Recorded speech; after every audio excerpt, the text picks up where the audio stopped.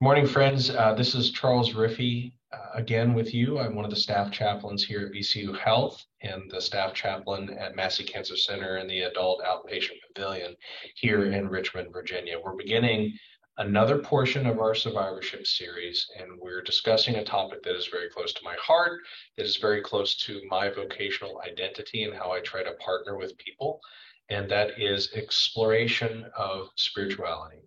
And when I meet with people, there's a lot of thoughts about, well, what is a chaplain anyway? For many people that I identify as religious from multiple different backgrounds, they look at me possibly as the God guy. I can be that guy, but I can also be something that's a lot more. It is a friend, a presence, a support, a coach when somebody's trying to express and explain and make sense of and explore different aspects of themselves, which I would call in many ways their spiritual selves, that lies beyond simply the tangible things that we can touch, feel, hear, taste, smell, and see, beyond the physical aspects of who we are. And I believe, and if we go further into the talk today, that all can agree that there are things that we can conceive of and ponder on that do lie beyond just simply, wow, this sandwich tastes good, because that's a physical entity and that's how we observe it and take it in.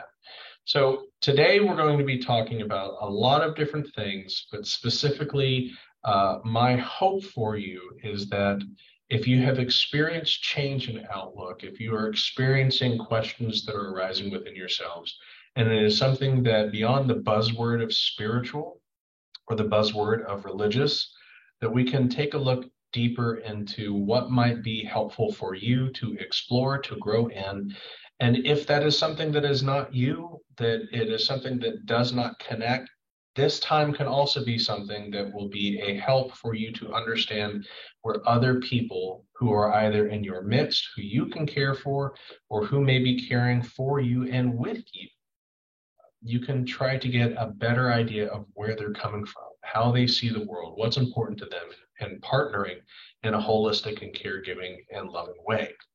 So when I think of spirituality, there's a lot of different ways that we can talk about it. There's a lot of big definitions that, from a clinical standpoint, we have discussed, and I can share that with you. But when I think about it, I think spirituality is an aspect of our humanity, and it refers to us as individuals, how we seek and express things that are meaningful, things that are purposeful, and how we experience that connection to the moments of time that we have, the perception of our own bodies to connect to ourselves, how we connect to others, to nature, to things that we consider significant or sacred, our God image, or our idea of a higher power.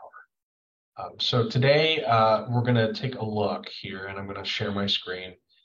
And if you need to mute me, you can at least sort of see where we're going. And there we go. Here we go. I'm going to share this PowerPoint presentation. From a clinical standpoint, when we take a look at spirituality, we've had a lot of doctors, nurses, psychologists, and chaplains working together to try to come up with some idea, some semblance of what we can say holistically it might be. And I want to read with you this. Spirituality is an aspect of humanity that refers to the way, again, individuals seek and express meaning and purpose and the way they experience their connectedness to the moment, to self, to others, to nature, and to the significant or sacred. This is something else that was also brought. For some, it's primarily about a belief in God. It's about our activity as a community. It might be in a religious community. It might be in a community that does not define themselves as religious. And for others, it may be other experiences, such as finding time for quiet reflection to become sort of more conscious of ourselves and our place in time, things around us that are special, such as nature or in prayer or yoga or meditation. These are particular practices that we can have. But it's different than when we talk about religion. I've heard somebody say I'm spiritual but not religious. I've had some people say I'm religious but not spiritual. I've had somebody that says these are just words I don't really know. And I don't want to be bothered with going deeper into it because I just sort of, live my life. I am personally, I am a religious person and I'm a spiritual person, but being able to meet people where they are, to try to find out who they are is one of the biggest journeys and privileges of being a chaplain, and to explore them might help us to understand what ways can we partner with somebody who's feeling physical pain, or is asking very hard questions, or looking for certainty amid uncertainty. Spirituality, where do you find meaning? And there's a lot of things in life, especially in survivorship, where I've heard stories time and again where the things that were meaningful have either been separated in some way, or they're finding that what was life-giving is not life-giving anymore, and they're in search of something that is new and trying to understand who are they in the midst of that. Do they feel connected?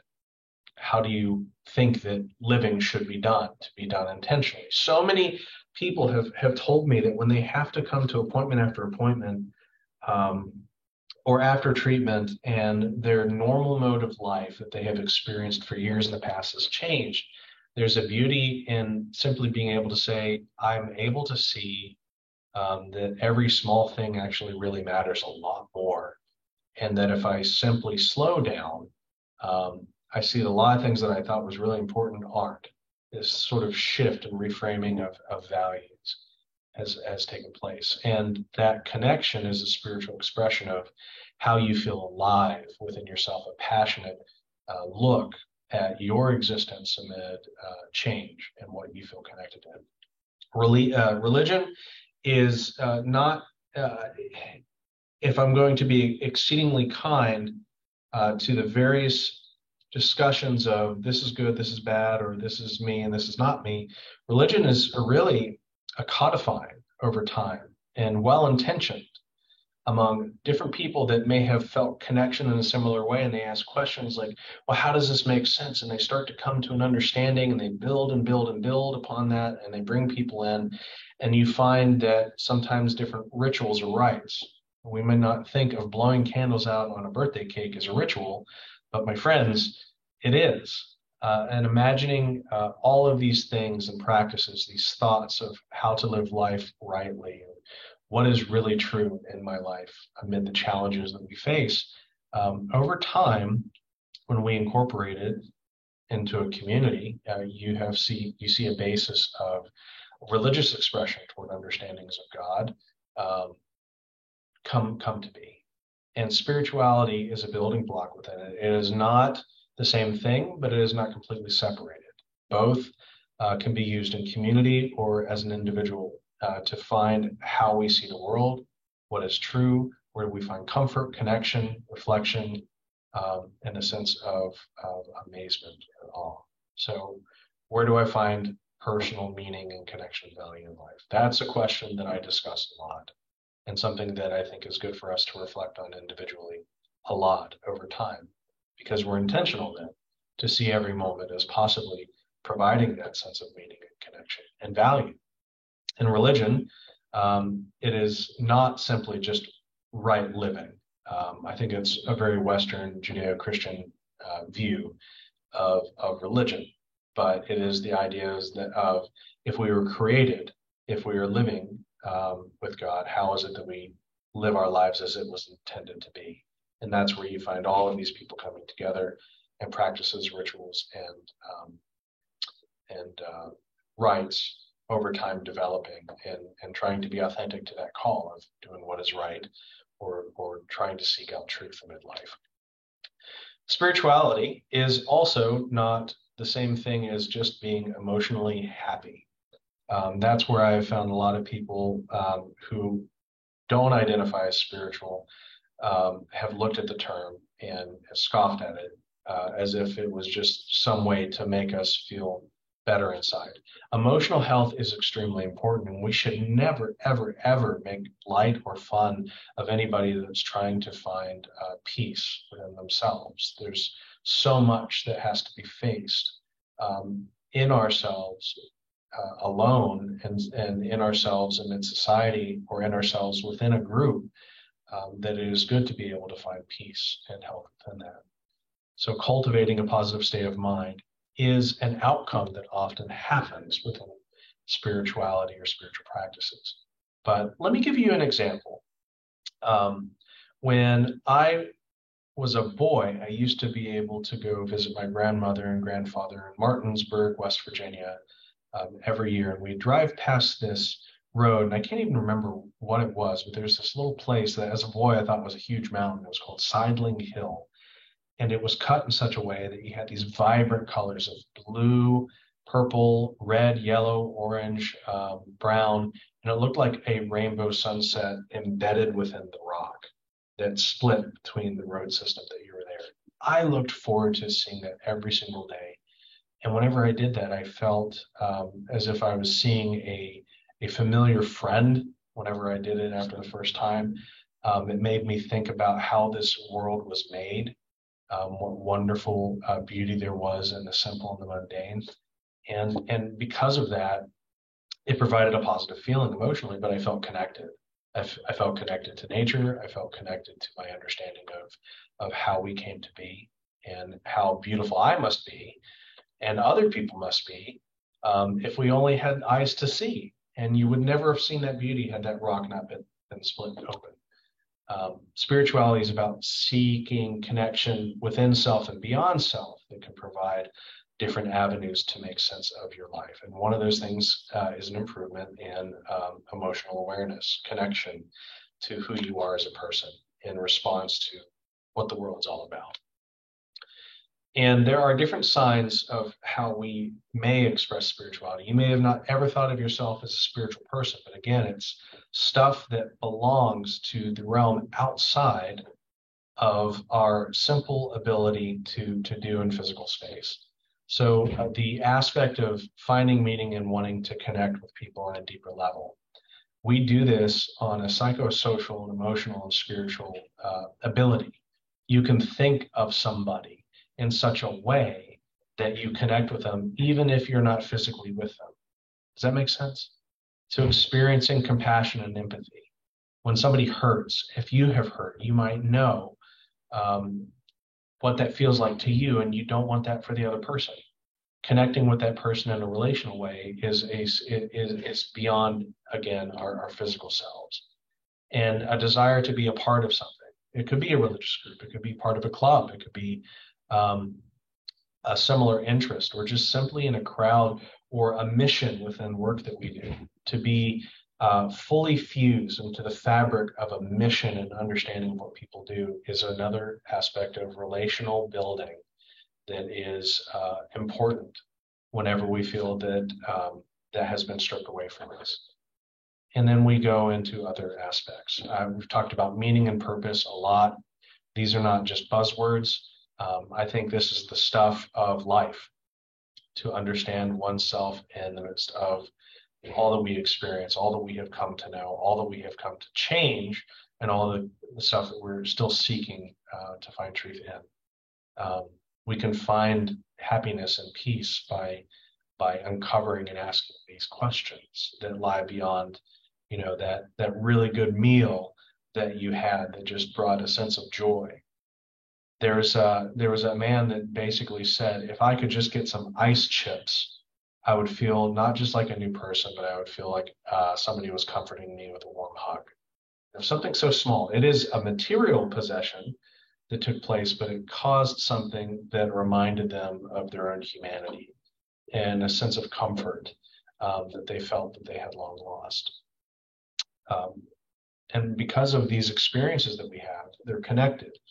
Our emotional health, our bodily health, our spiritual health, it begs us to ask different questions. For people, it's why me? Why not me? Or the what, the how, that we work within the journey of cancer, or we work within the journey to seek healing, or we work within the journey to find peace amid the unknown. And a lot of people that I have met, especially survivors, I have been awestruck time and time again to see the power of the human spirit not only flourish, but spread among those that have had to endure and are continuing to endure um, their battle with illness and their battle seeking healing. Um, their journey is important, and you see volunteers at Massey all the time, giving of themselves, not trying to share their story unless it was asked, but they were a part of the journey by simply listening to a story, passing out aspects of hospitality to make people feel connected. This idea of just trying to make a small instance for somebody better is an example of an extension that goes beyond our physical selves. A spiritual practice by volunteering in food kitchens or working for a cause.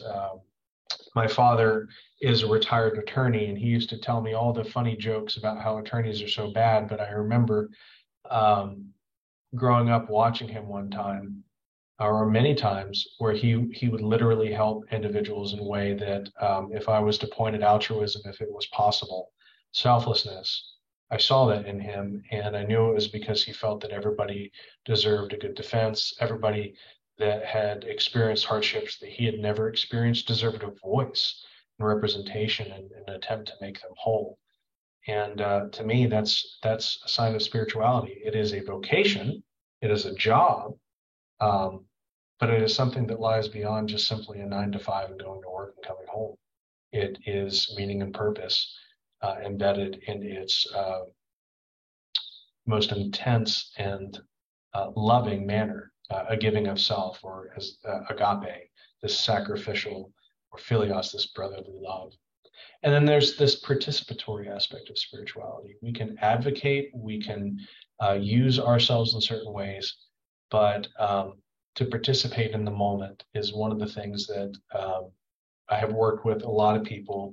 If we've ever worked with breath work, breathing exercises, looking at visualization of what's around us, or being able to take a look at the simple things of picking up a small leaf that has changed color in the fall, to stop everything else, but to just simply be present to a moment or present to another person without even having to say a word, and know that it is sacred time because they're not alone, because they can feel that they are safe and that you are part of their story.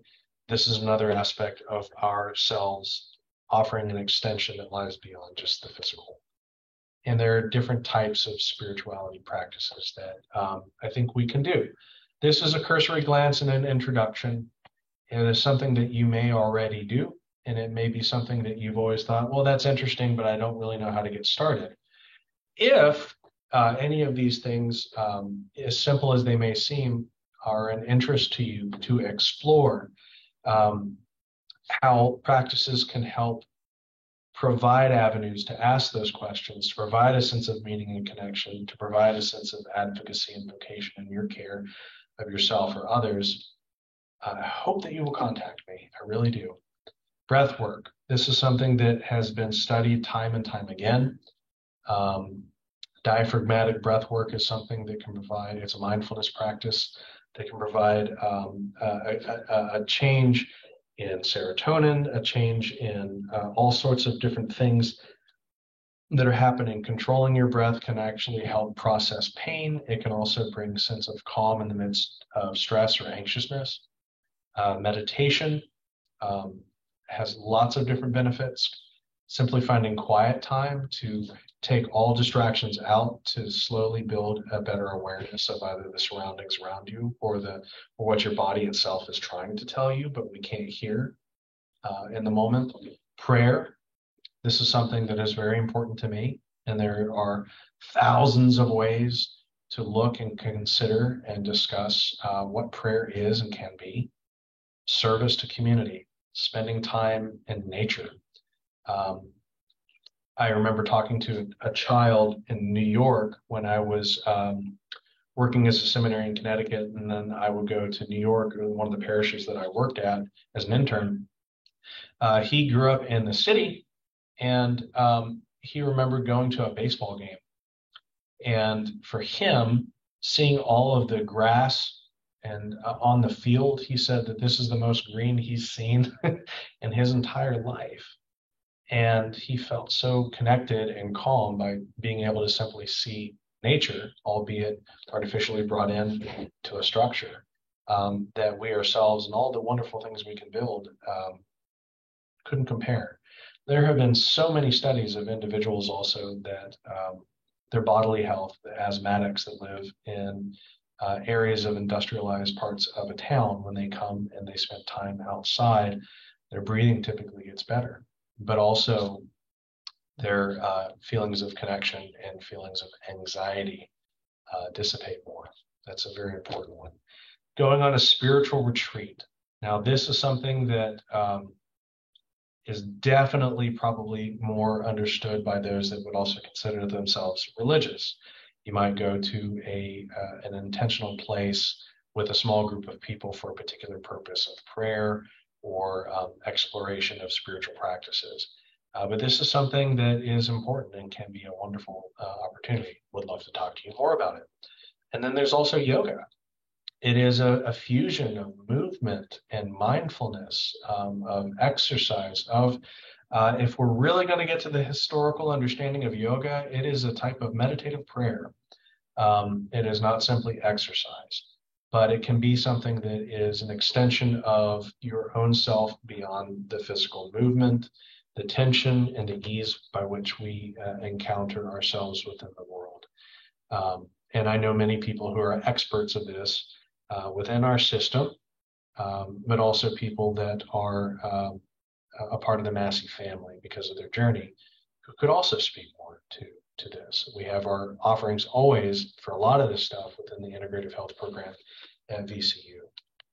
If you have questions, I hope that you will email me at charles.riffy@vcuhealth.org.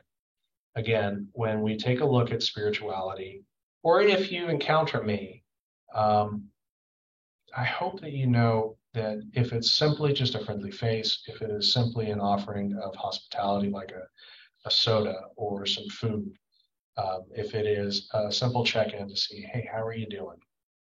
If it is a heartfelt discussion of what are my next steps, or how can I advocate for myself better, or this is my belief, this is my understanding of God, or this is my understanding of how the world works, and I can't make sense of it in relation to what's happening now and what I have always felt to be true. This is why so many chaplains are here. It is here to be a keeper of stories. It is here to honor you where you are. It is to be a presence, and simply a presence if that's all you require. But it can also be a guide, because you are more than simply the things that make up your body. You are a person of dignity, of great inherent value. And my hope is that you will feel that your voice can be heard. And this is part of our spiritual selves. Spirituality is something worth exploring. Thank you again for joining me this time for our survivorship series with Massey Cancer Center, partnering with the Integrative Health Program, VCU Health. And my hope is in the coming months that we're going to be taking a deeper dive with having some friends join us in taking a look at different aspects of spirituality. We'll be doing practices and explaining breath work. We will be doing mindfulness exercises like the body scan, the body examine. We will be taking a look at how different religious and spiritual identifying persons utilize beads to help with meditation or prayer. We'll be sharing all sorts of different things that either I have a cursory understanding of, or that I myself identify with directly, or finding others that can share their expertise within it to help you explore yourself and to meet you where you are. I'm Charles Riffy, and I hope that you all have a blessed time as we approach the end of December. For those of you that honor different holidays during this time, I hope that you're able to know that to be your intentional self, take time to honor where you are, what you value, and those things that we hold so dear and sacred, whether it's our family, whether it's our beliefs, whether it is simply the time to be and to focus on on the beauty of the world, the beauty that lies all around us. Thank you again. Bye-bye.